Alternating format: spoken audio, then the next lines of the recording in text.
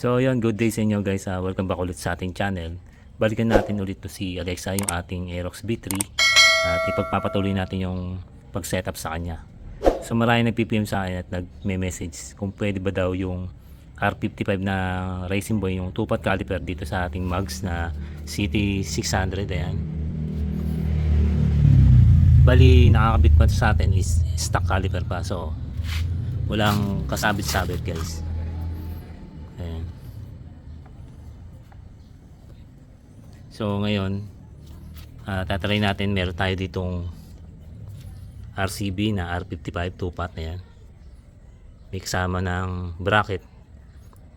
Separate ko binili yan guys, yung bracket niya tsaka yung bolts. So pag bibili kayo ng R55 na RCB, wala talagang kasama kundi yung bolts lang. Ayan. Wala nang ibang kasama yan kundi yan, mga sticker yan. So ngayon itatry natin kung pasok ba tong 2-pot caliper na to na R55 dito sa CT600 na mugs. Ayan. Kasi sa stock mugs guys, hindi talaga pasok to. Magtatabas kayo ng mugs doon. Medyo malaki yung side niya. Na testing ko na din eh. Pero dito hindi ko pa na-testing guys. Ngayon malalaman natin kung sabit ba talaga o may gagawin pang modification. Let's go. So ngayon guys, itanggalin muna natin tong stock caliper.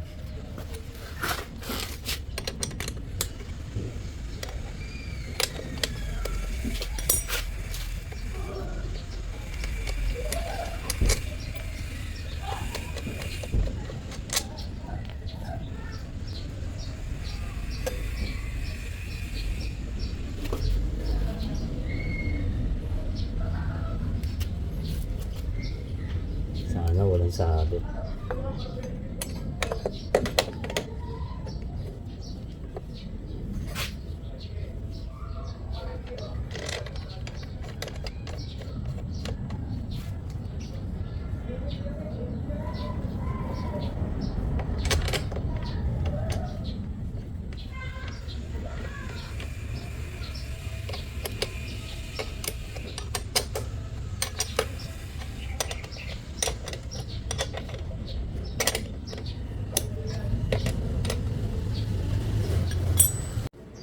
So ayan guys, naikabit na natin tong caliper na R55.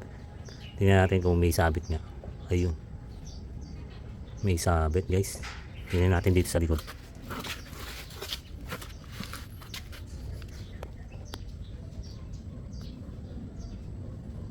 Ayun nga guys, mayroon sabit. Talagang may, kahit dito sa CT600 sabit pa rin. Talagang magtatabas o magmo-modification tayo. Ayan, yung pinakakantuhan na yun, yung kantuhan nung mugs, yun yung nasabit. Wait, aray mo. So yun nga, may sabit tong R55 sa CT600 guys. So ngayon may gagawin tayo. Gawa natin ang paraan yan. Let's go.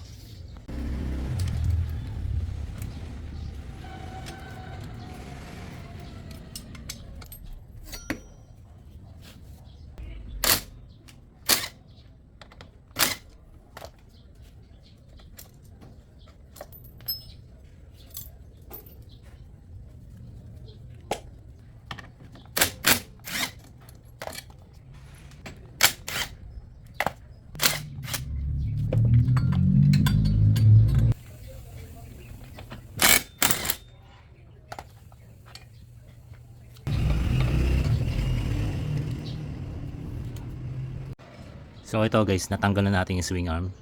Gagawin natin, try muna natin lagyan ng washer to. Paangatin lang natin ng konti yung yung rotor disc. Then dito sa swing arm guys, itong same speed na swing arm, ito guys, natatanggal to. Ayan, nakasuksok lang naman yun dyan. Ayan, so ganyan kakapal yan, natatanggal naman yan. So ang gagawin natin, maglalagay tayo ng spacer dito na mas payat dito. Kumbaga halos kalahati nitong yung kapal ng stock. So ito guys, yung ilalagay nating spacer, mas manipis. Ayan. kumpara dito sa stock na kasama ng same speed yan.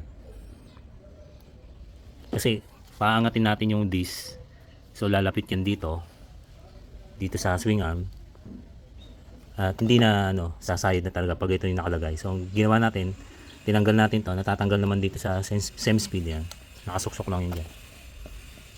Papalitan natin ito, ayan, so mas manipis.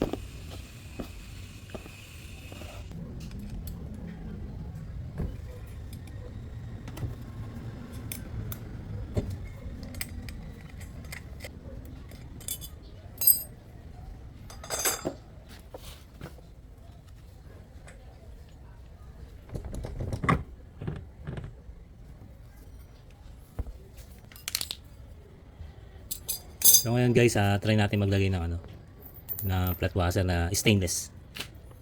Lagyan natin ng bawat isa pag-apat. Tatlo, bali 12.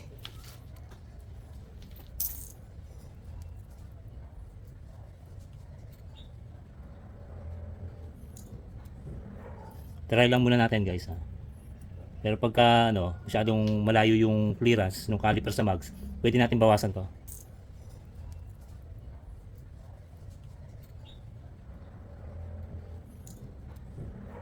Try lang muna natin guys, Pero pagka masyadong malayo yung clearance ng caliper sa mags, pwede natin bawasan to.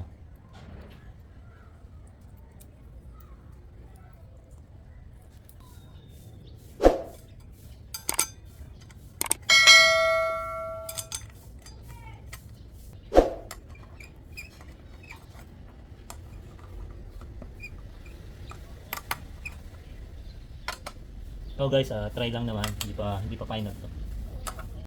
So ito guys, nalagyan na natin ng flat washer, spacer. Ayan, nakaangat na siya. Hindi kita. Ayan guys. Ito na, kapitan natin.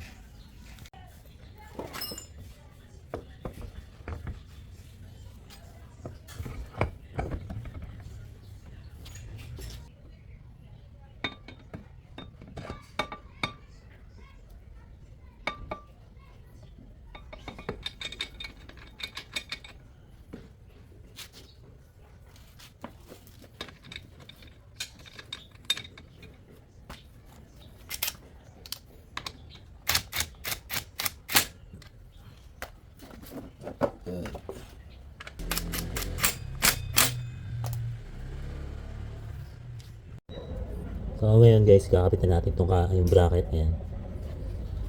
Tapos itong dalawang spacer.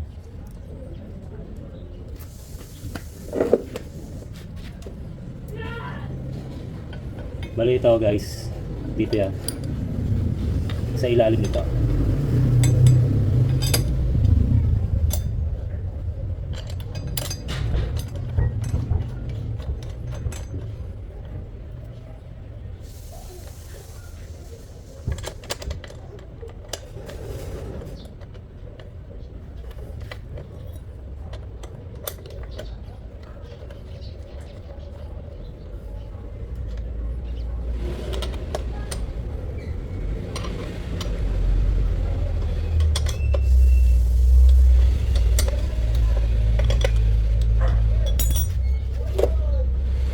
So ayan guys, naikabit na natin yung bracket at nailagay na rin natin yung spacer.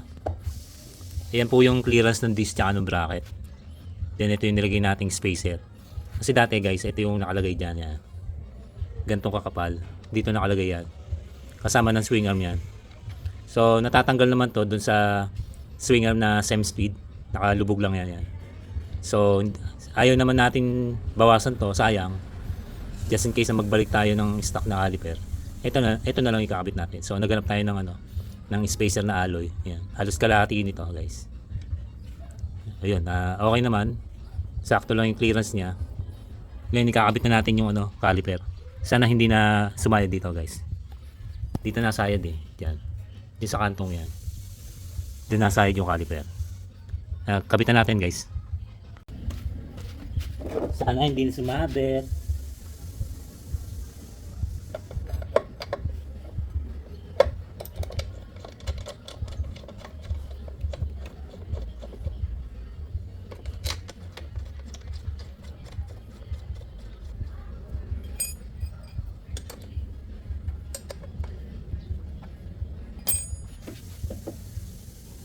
Yun. Ayos na guys. Smooth, wala nang sabit. Ay, may higpit na yan.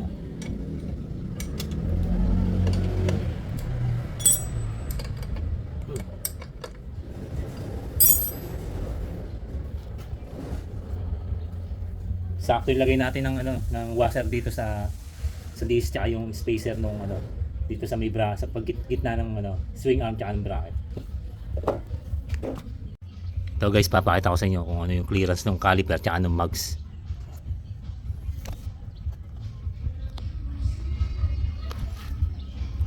Ayun, no. Smooth na guys. Oh, kita nyo ba? Hindi na siya nasabit, medyo lumayo na. Wala na sabit yan, no?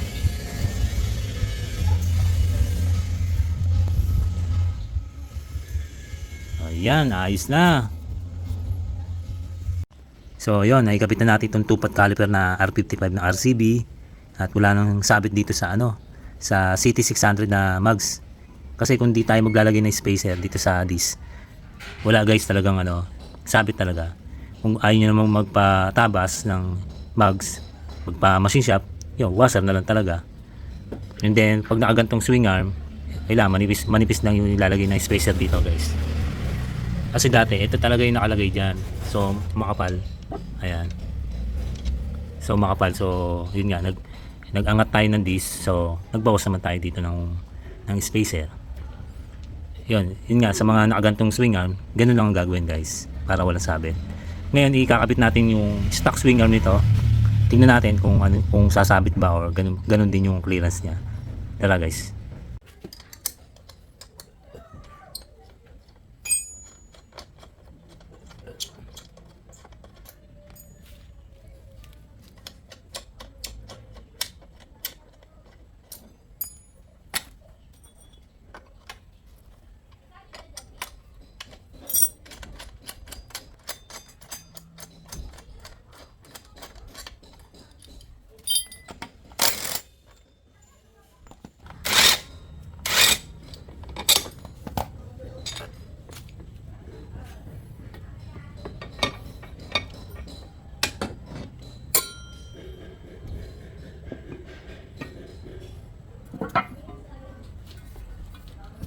Ito guys, yung stock na swing arm, kakabit natin.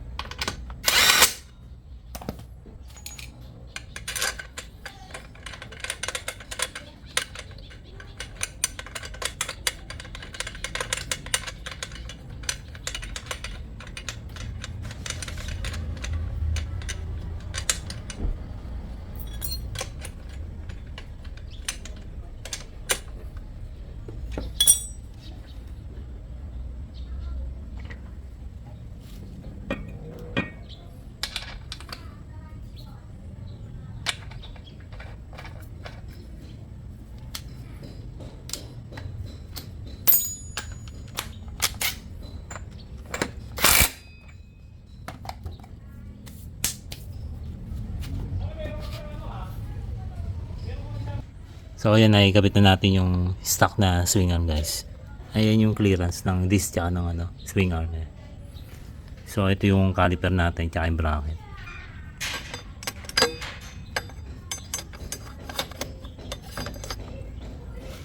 Hindi nakakasya guys. Ayan. So yun nga, magtatabas talaga. It's either ito yung tatabasan, babawasan tong bracket, or ito, para makapasok siya. Ayan. Ayun yung tabas niya guys. Kalahati nito. Kalahati nito, ayan. Yun ang papatabasan nyo. O kaya ito, babawasan to. Ayan. Kalahati nito guys.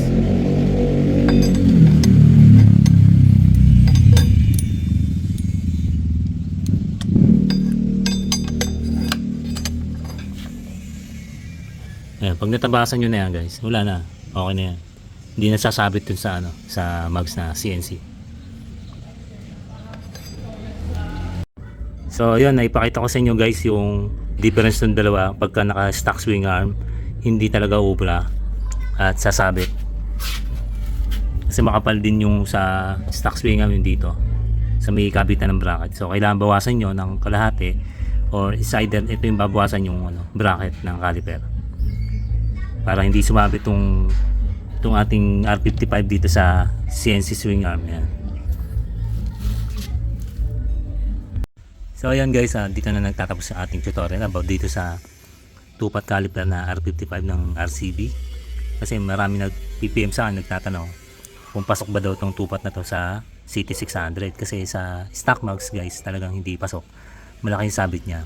Unlike dito sa CT600 na mags, is konti na lang. Konti lang yung sabit niya. So ang ginawa natin, inangat natin tong disc. Naipakita ko naman doon sa videos natin na naglagay tayo ng tag-apat na flat washer na stainless. Dapat guys, stainless yung ilalagay yung flat washer para pantay-pantay yung kapal. So yung umangat siya dito, then dito naman sa may swing arm, tinanggal natin yung nakalagay dito na spacer, yung makapal. At natatanggal naman yun, pinalitan natin siya ng mas manipis. So yun nga, halos kalahati nito yung kapal noon ang nilagay natin. So yun, paglagay natin ng caliper, ayun, sakto naman. Medyo lumayo na yung caliper dito sa mag, sa spokes. So nasukat ko siguro maggapalito ng phosphor yung kapal, yung clearance dito ng mag tsaka ng caliper. Yun, sa mga nakagantong swing arm, then naka CNC CT600 na mags, ganun lang gagawin guys. Wala nang gagawing tabas o machine shop, washer lang. Ayun. So yun guys, sana may natutunan kayo sa tutorial natin about dito sa R55 tupat caliper ng RCB. So ganun lang kadali guys para hindi siya sumabit sa CT600 na mags. Mga hindi pa naka-subscribe yan, please subscribe na po kayo. Then pahit na rin yung notification bell para updated kayo sa mga videos na gagawin natin. Salamat sa suporta guys. Ride safe.